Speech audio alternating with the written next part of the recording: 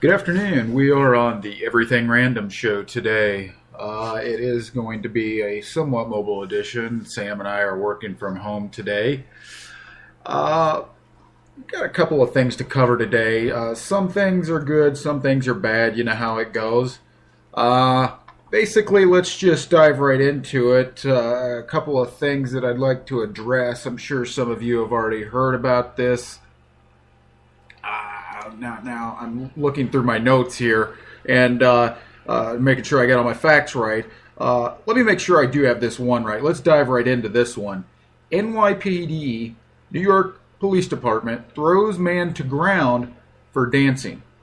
Now, that's the way I read that, and I definitely had to read it again to make sure I was reading that correctly. I went to the article. I even Googled this phrase, NYPD throws man down for dancing, and it's correct. They actually did this. There's actual video footage of this.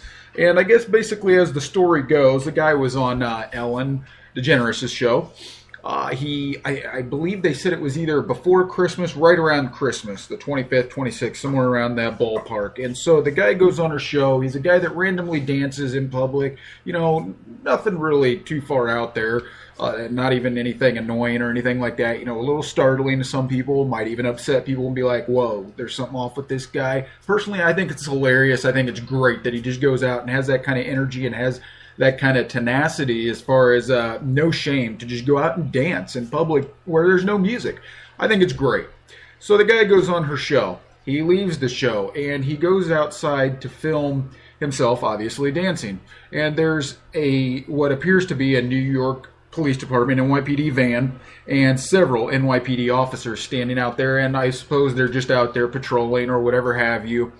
And he starts dancing. And this, now mind you, this vehicle, the NYPD vehicle, is parked. It is not moving. It is parked on the side of the road at some type of intersection there in New York. And he is going around to the front of the van and he's dancing next to some of the officers.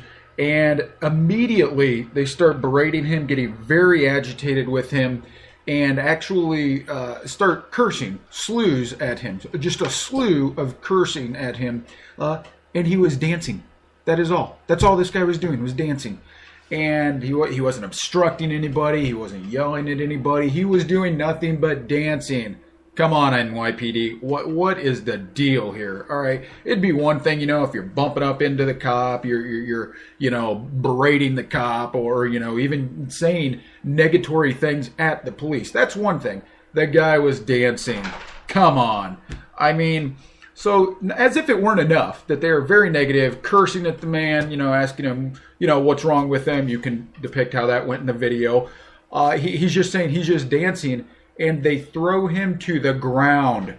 Yes, you heard that right. For dancing on the street near a police officer, they throw him on the ground and tell him to get lost, tell him to get out of there. I don't understand what they were trying to accomplish here. I don't understand what their motives were for this here. I think it's despicable, disgusting, and pathetic. I think as of right now, officers like this in the NYPD are pathetic. They're worthless. They don't deserve to be on that force. They don't deserve a badge. They definitely don't deserve a gun with having attitudes like this and heads the size of football stadiums. I mean, where do they get off with this kind of ego? They're there to protect and serve, and this guy comes along dancing and they throw him to the ground. For what? What was the reason for that? I understand NYPD might be on edge a little bit, with the whole mayor situation, the two officers that were slain recently back there, what was it, a week or two, a couple weeks ago.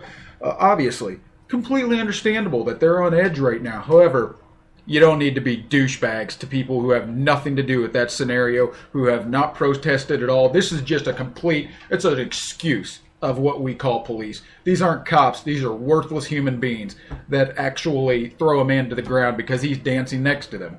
It makes me sick to my stomach to think there's people out there like this that think they're in the right acting like this. Disgusting. That's all I really want to say about that, because it just makes me more agitated, more angry the more I think about it and where they're even coming from with doing this.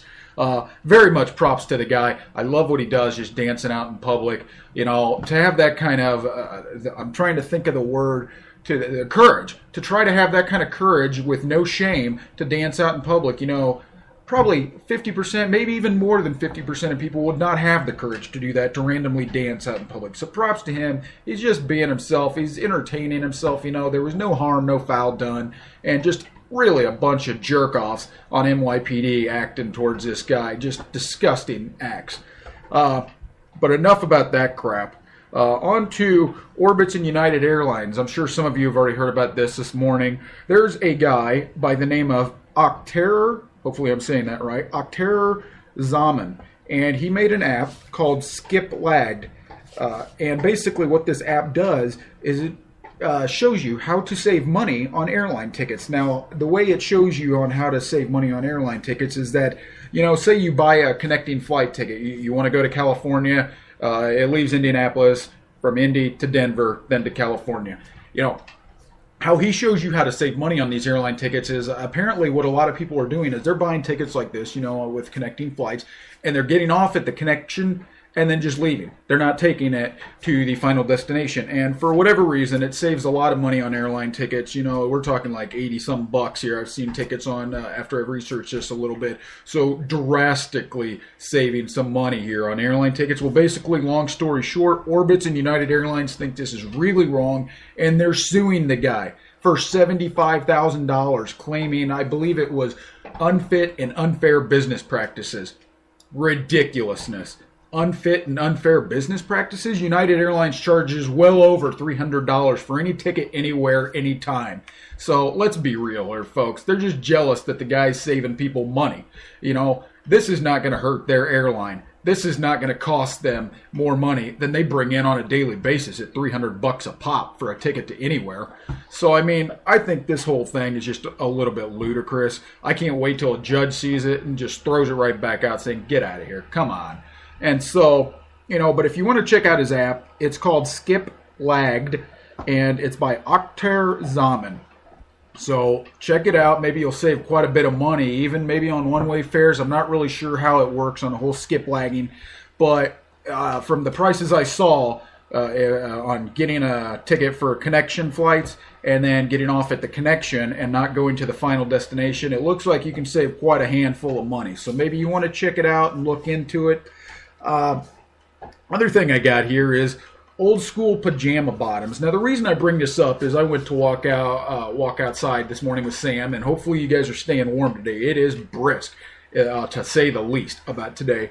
I believe it's supposed to get to 0 to -10 wind chills later this evening. So definitely try and stay warm in that. But I went to walk Samson this morning. He's out going about his business. And I'm wearing these new pajama bottoms I got from a family member for Christmas. And I'm looking down and I realize it's pretty breezy down there. And I see the button, it's buttoned down there in the nether regions. But below the button is a wide open flap. No way to button it, no way to seal it, just wide open. And so I'm thinking to myself, these are old school pajamas, that's the style that these are right now that I'm wearing. And it brings up to my mind, how everybody back in the, 50s, 60s, maybe even the 70s were about, more conservative. They're not as out and open as a lot of us are today in that mindset. They're more respectful, more what do you call it? Reserved, I guess would be the word.